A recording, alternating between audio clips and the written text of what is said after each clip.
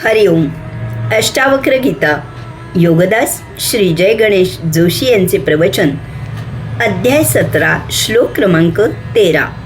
न निंदती न च स्तौती न रुष्यती न कुप्यती न ददाती गृह्णती मुक्त सर्वत्र निरसहा. भावार्थ: निंदा करत नाही, स्तुतीही करत नाही, हर्ष करत नाही, क्रुद्ध होत नाही, देत नाही, घेतही नाही. अशा प्रकारे मुक्त सर्वस्वात निरस आहे. भाग 1. निंदा.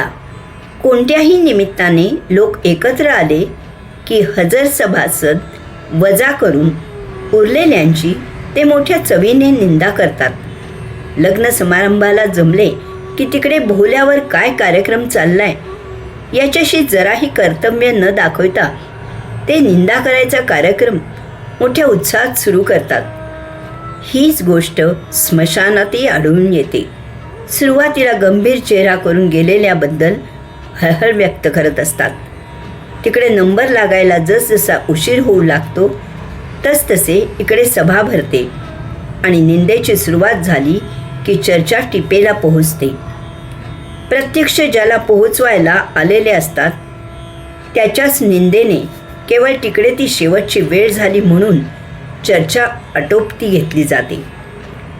निंदा करण्यात माणसाला फार रस आहे. त्यात त्याला मोठे सौख्य मिळते. निंदा करताना आणि ऐकताना त्याच्या चेहऱ्यावर पहा कशी चमक असते, उत्साह असतो, प्रसन्नता असते, उत्सुकता आणखीन असते. तो त्याच्या हातातील काम दूर ठेवतो आणि निंदा ऐकायला आणि ऐकवायला प्राधान्य देतो. निंदेबद्दल कोणी जर म्हणाले की नंतर बोलू तर त्याला बेचैन व्हायला होते. कोणी कोणाची निंदा करत असेल तर ती त्वरित स्वीकारली जाते. त्याचे प्रमाण विचारले जात नाही. उलट ऐकणारा त्याच्या परी त्यात भर घालत असतो आणि निंदेला प्रोत्साहन देतो.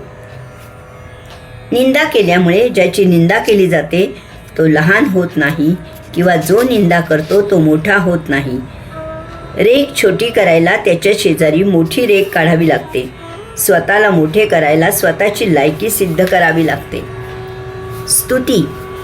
स्तुती करण्यातही माणसाला मोठा रस आहे. त्यासाठी त्याची एकमेव अट आहे की त्यात त्याचा फायदा, मतलब, हेतू साध्य व्हायला हवा. दुसऱ्याची स्तुती करून दुसऱ्याचा अहंकार फुलवून त्यात त्याचाही अहंकार वृद्धिंगत व्हायला हवा. दुसऱ्याची स्तुती करून दुसऱ्याला मोठे करून स्वतःही मोठे व्हायला हवे. दुसऱ्याच्या स्तुतीत रस तेव्हाच निर्माण होतो जेव्हा त्यामुळे स्व अधिक रसही निर्मित होतो. असे जर नसेल तर कोणाचीही स्तुती करण्यात त्याला रस नाही.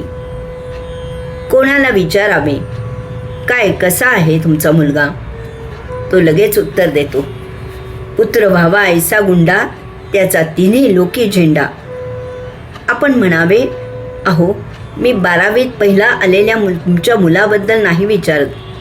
तुमचा दुसरा मुलगा 8वीत पुन्हा नापास झाला, शाळेत मवालीपणा केला म्हणून शाळेने ज्याला हकलून दिला त्याबद्दल विचारत आहे. त्याच्यात काही सुधारणा झाली की नाही? तुमच्या या प्रश्नाकडे दुर्लक्ष करून समोरचा काढता पाय घेतो. कारण येथे स्तुती करायला संधी नाही, येथे तर नामुष्की होते. समारंभात तर दोघे जण आपापसात करार करतात, एकमेकास सहाय्य करू, अवघे धरू सुपंथी. तुम्ही माझी स्तुती करा, मी तुमची स्तुती करतो. कोणी म्हणतो की माझे वडील महान होते, तो त्यांची भरपूर स्तुती करतो, कारण त्यात महान पित्याचा पुत्रही महान ठरणार असतो. कोणी सुप्रसिद्ध व्यक्तीशी स्वतःचे नसलेले नाते जोडतो, त्याची 4 जणात स्तुती करत चर्चा करतो, त्यात त्याचा अहंकार मोठा होत असतो. कोणी त्याचे काम ज्याच्याकडे असते त्याची तोंड फाटेपर्यंत स्तुती करतो. कनिष्ठ नेहमीच वरिष्ठाची त्याच्या तोंडावर भरपूर स्तुती करतात. त्यांच्या मागे ते त्याच्याबद्दल काय बोलतात ते त्याने न ऐकलेलेच बरे असते. सार्वजनिक कार्यकर्ते दानशूराची स्तुती करून भलावण करतात आणि देणगी वसूल करतात. एकदा का देणगी मिळाली की त्याच्याकडे ढुंकूनही पाहत नाहीत. हरिओम.